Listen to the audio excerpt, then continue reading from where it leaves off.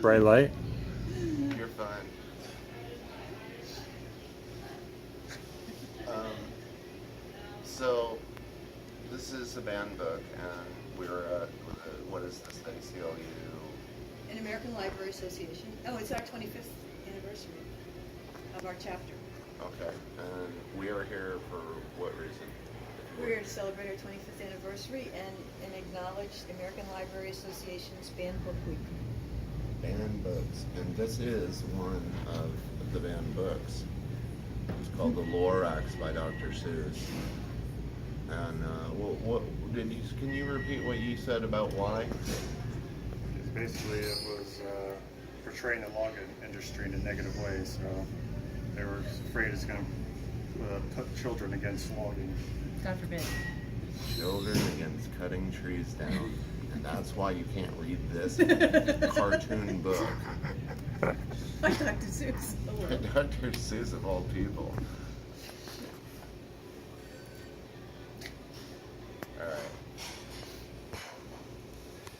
Alright. I may fumble some words, so be patient with me. At the far end of town, where the grickle grass grows, and the wind smells slow and sour when it blows, and no bird ever sings excepting the crows, is the street of the lifted Lorax.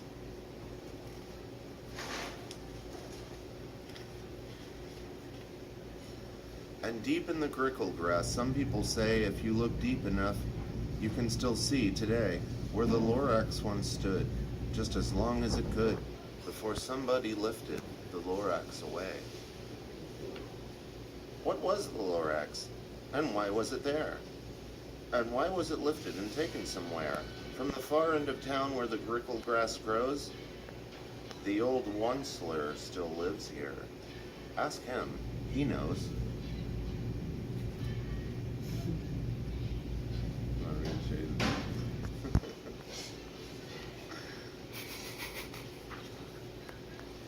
You won't see the onceler, don't knock at his door. He stays in his lurkum on top of his store. He lurks in his lurkum, cold under the roof, where he makes his own clothes out of miffled muff moof. And on special dank midnights in August, he peeks out from the shutters, and sometimes he speaks and tells how the Lorax was lifted away. He'll tell you, perhaps, if you're willing to pay.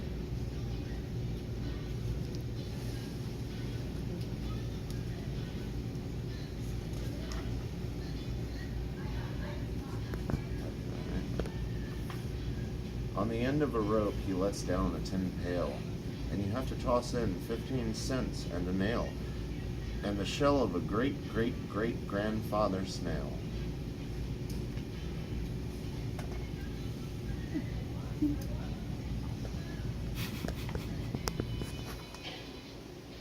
Then he pulls up the pail, makes a most careful count, to see if you paid him the proper amount. Then he hides what you paid him away in his snoove, his strange secret hole in his groovulous groove. Then he grunts, I will call you by the whisperophone, for the secrets I tell are for your ears alone. Sloop.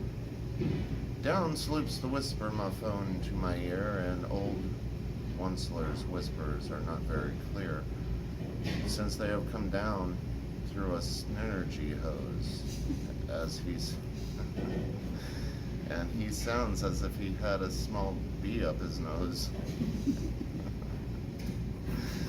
Now I'll tell you, he says, with the teeth sounding gray, how the Lorax got lifted and taken away. It all started way back, such a long, long time back. Way back in the days when the grass was still green and the pond was still wet, when the clouds were still clean and the song of the swanny swans rang out in space, one morning I came to this glorious place and I first saw the trees, the truffula trees, the bright-colored tufts of the truffula trees, mile after mile in the fresh morning breeze. Truffula trees.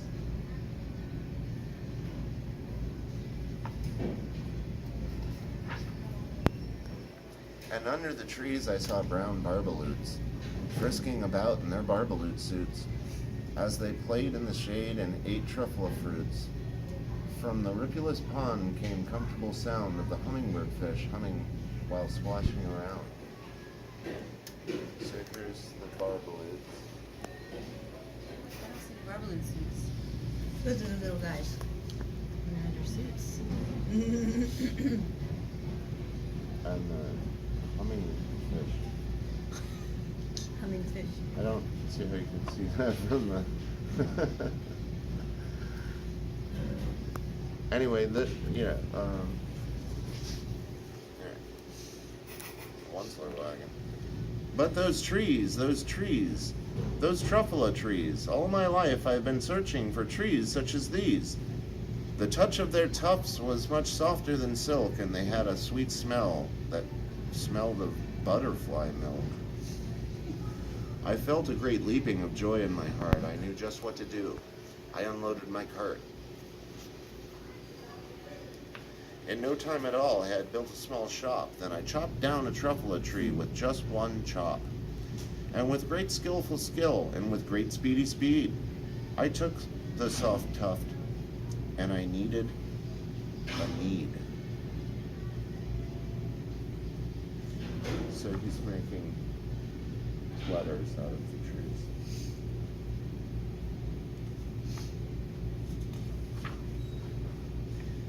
The instant I finished, I heard a gazump. I looked. I saw something pop out of the stump of the tree I'd chopped down. It was sort of a man. Describe him? It's hard. I don't know if I can. He was shortish and oldish and brownish and mossy, and he spoke with a voice that was sharpish and bossy. The Lorax. Look at that aura.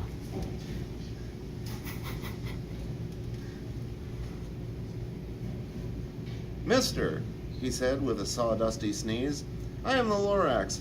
I speak for the trees. I speak for the trees, and the trees have no tongues.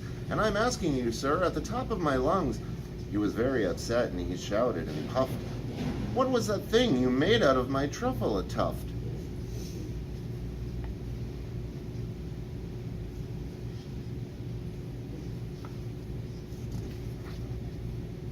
Look, Lorax, I said. There's no cause for alarm. I chopped down just one tree. I'm not doing no harm. I'm being quite useful. This thing is a need. A need. A fine something that all people need.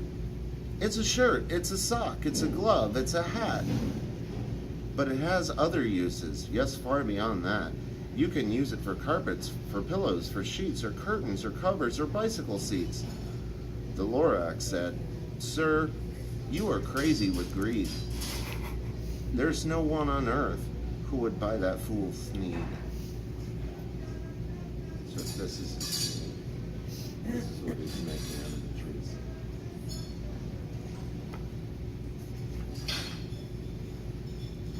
But the very next minute, I proved he was wrong. For just at that minute, a chap came along, and he thought that the need I had knitted was great. He happily bought it for $3.98. I laughed at the Lorax. You poor stupid guy. You can never tell what some people will buy. And in no time at all, in the factory I built, the whole Onceler family was working full tilt. We were all knitting threads, just as busy as bees, to the sound of the chopping of the truffula trees.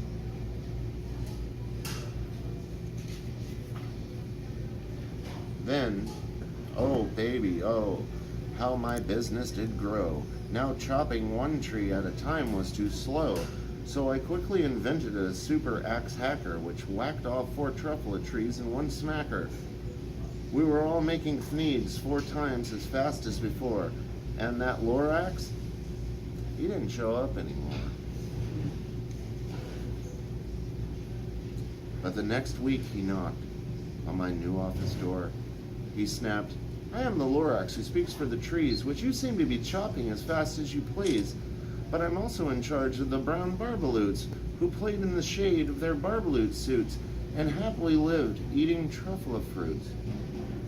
Now, thanks to your hacking of the trees to the ground, there are not enough truffle tree fruit to go around, and my poor barbaloots are all getting crummies because they have gas and no food in their tummies. This is the sad barbaloots. They don't have any food in their tummies. Just gas. And Just they have gas. They have gas. They loved living here, but I can't let them stay. They'll have to go find food, and I hope that they may. Good luck, boys, he cried, and he sent them away. I, the Onceler, felt sad, and I watched them all go. But business is business, and business must grow, regardless of crummies and tummies, you know. So they're all leaving.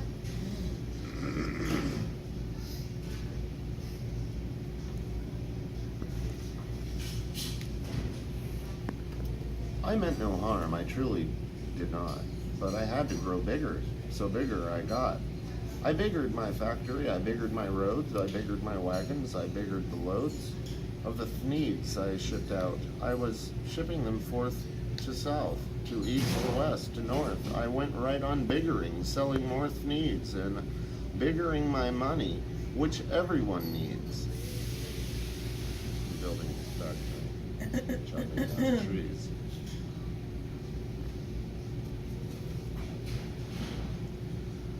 Then again he came back.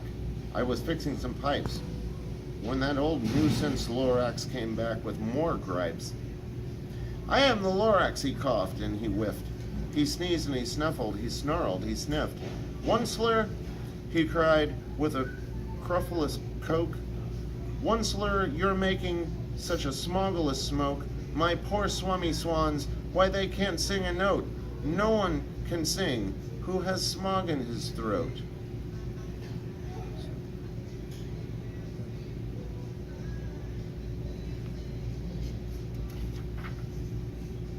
And so said the Lorax, please pardon my cough.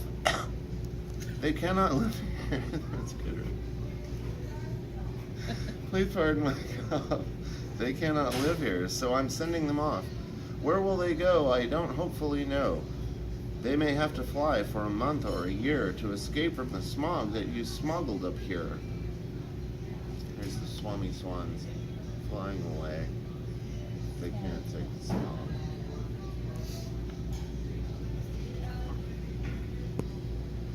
What's more, snapped the Lorax. His dander was up. Let me say a few words about the gluppity-glup. Your machinery chugs on day and night without stop, making gluppity-glup.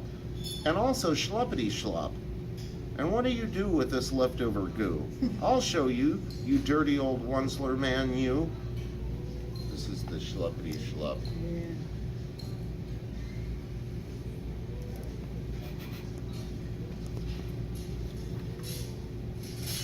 You're glumping up the pond, where the humming fish hum.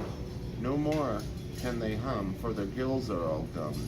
So I'm sending them off. Oh, their future is dreary. They'll walk on their fens and get woefully weary, in search of some water that isn't so smeary. And then I got mad. I got terribly mad. I yelled at the Lorax. Now listen here, Dad. All you do is yap, yap, yap, and say bad, bad, bad. Well, I have my rights, sir, and I'm telling you I intend to go on doing just what I do.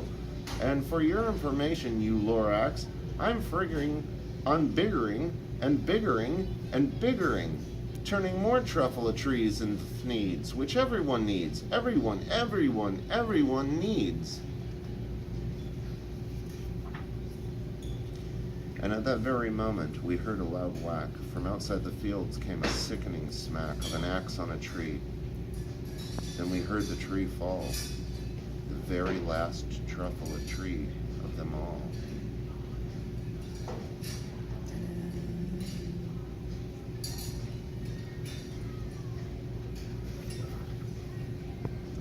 No more trees, no more thneeds, no more work to be done. So in time, My uncles and aunts and everyone all waved me goodbye. They jumped in my cars and drove away under the smoke-smuggered stars. Now all that was left beneath the bad-smelling sky was a big empty factory, the Lorax and I. The Lorax said nothing, just gave me a glance, just gave me a very sad, sad backward glance as he lifted himself by the seat of his pants, and I'll never forget the grim look on his face when he hoisted himself up and took leave of this place, through a hole in the smog without leaving a trace.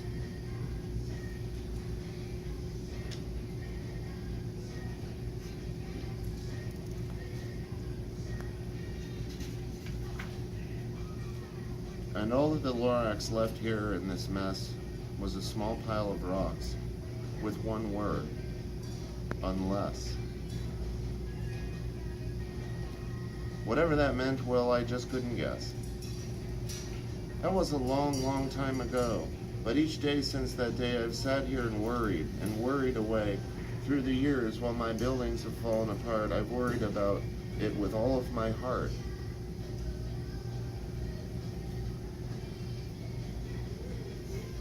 Unless.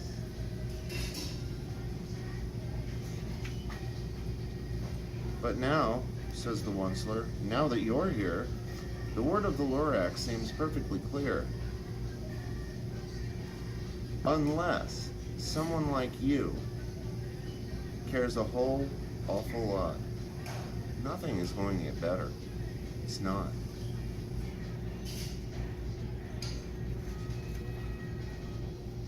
So catch, calls the Onceler. He lets something fall. It's a truffle seed. It's the last one of all. You're in charge of the last truffle seeds, and truffle trees are what everyone needs. Plant a new truffle. Treat it with care. Give it clean water, and feed it fresh air. Grow a forest, protects it from axes that hack. Then the Lorax and all of his friends just may come back.